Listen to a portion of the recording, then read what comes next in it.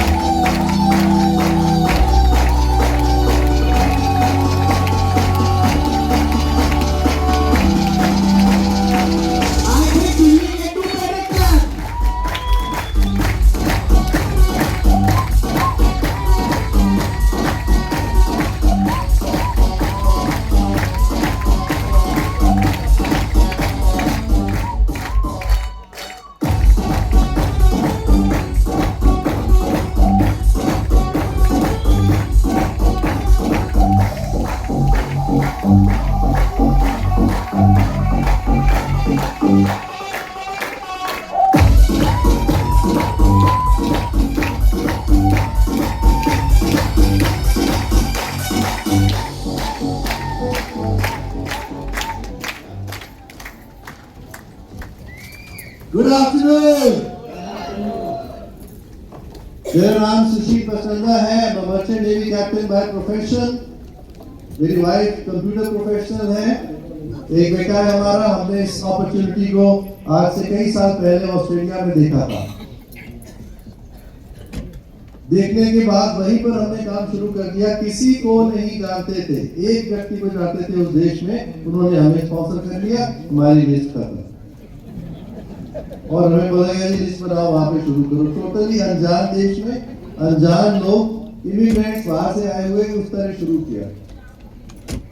लेकिन जो प्लान दिखाता है उसका बिजनेस कहीं भी बिल्ड हो जाए, कहीं भी बिल्ड हो जाए, कोई फर्क नहीं पड़ता। अगर आप किसी और शहर, किसी और स्टेट से आए हो, ये कहने की कोशिश कर रहा है। बहुत साल बहुत से देश मर्चेंट नेवी में भी घूमे, 18 साल उस लाइन में रहा, लेकिन अपना कभी कुछ नहीं। जहाज भी शिप के ओनर्स का था, चार्टर्स भी कोई और थे, कार्गो किसी और का था, रिसीव करने वाला कोई और था, जिम्मेवारी सिर्फ मेरी। उसकी कीमत के बजाय जो जहाज की जो कीमत थी, उसकी जो इंश्योरेंस भी थी ना एक दिन की, उससे भी कम सैलरी थी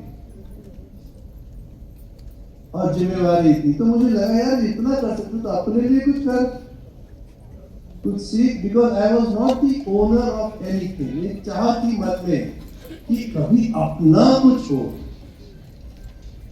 बड़े साल लग गए, नहीं ऐसा कुछ मिला। ऑस्ट्रेलिया जब गए, वहां पर इस अपॉर्चुनिटी को देखा और इसमें वो सारी चीजें नजर आई जो कभी सोचा करते थे कि कोई बताने वाला हो, कोई गाइड करने वाला हो, ज्यादा रिस्क ना हो और टाइम की भी बंदिश ना हो, ट्रैवल भी मिल सके। बिकॉज इतने साल मछली में रहने के बाद ऑस्ट्रेलिया जाके मेरे को बड़ा दुख था, यार वो ऑस्ट्रेलिया से बाहर नहीं जा पाएंगे। इतने देश देख चुके थे कि लगता था ये इस देश में कैसे उसका कुछ है। लेकिन इस बिजनेस ने वो मौका दिया और जिस तरह ये कंपनी आपको ट्रैवल कराती है ना, कोई भी मर्चेंट नेवी, कोई भी एयरलाइन इस तरह नहीं करा सकती जिस तरह आप यहाँ पर देखते हो दुनिया। तो build it big friends, build it really really big.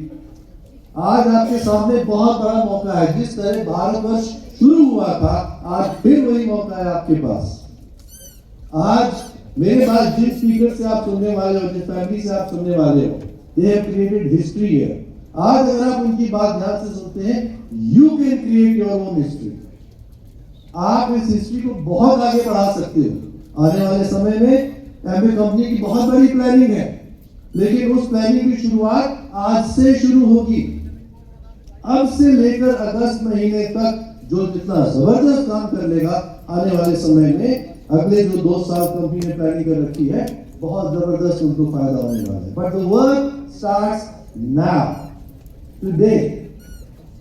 ये मौके होते हैं दोस्तों, ये बड़े बड़े फंक्शन जो होते हैं, ये मौके होते हैं आपके लिए कि आप एक बड़ा डिसीजन ले सकें, ताकि आप कह सकें कि वहां गए थे उस दिन, ये सेमिनार हुआ था, इस स्पीकर ने ये कहा था, बस हमने वो सुन लिया और हमने ठान लिया और बिल्ड कर दिया इसको। ये ख्याल कभी भी घर बैठे अपने डाइनिंग टेबल पे, अपने ड्राइंग रूम में, बाथरूम में कभी नहीं आ सकता। इसलिए ये फंक्शंस इंपॉर्टेंट होते हैं। इस माहौल को आप यूज करें।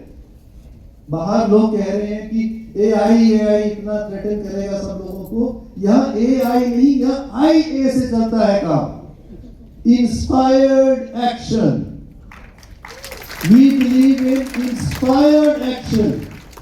अगर आपने यहां से कुछ लेके जाना है तो अपने लिए कुछ इंस्पिरेशन लेकर के जाइए और फिर उस इंस्पिरेशन में एक इंस्पायर्ड वे में एक्शन करिए। एक इंसान होता है जो कि सिर्फ एक्शन कर रहा होता है मैकेनिकल वे में। दूसरा इंसान होता है जिसकी आवाज में एक कुछ शक्ति होती है, एंथुसियाज्म होता है, उसके अंदर की जो ज्वाला है, जो इंस्पिरेशन है, उसके शब्दों में कुछ नजर आती है। मैं ये भी नहीं कहता कि इतनी आगे और जली जाए सामने, ये मतलब नहीं है, लेकिन कुछ तो हो। बात करने का ढंग होता है यार, कुछ तो हो आपकी बात में। मैकेनिकल तो एक रोबोट भी कर सकता है।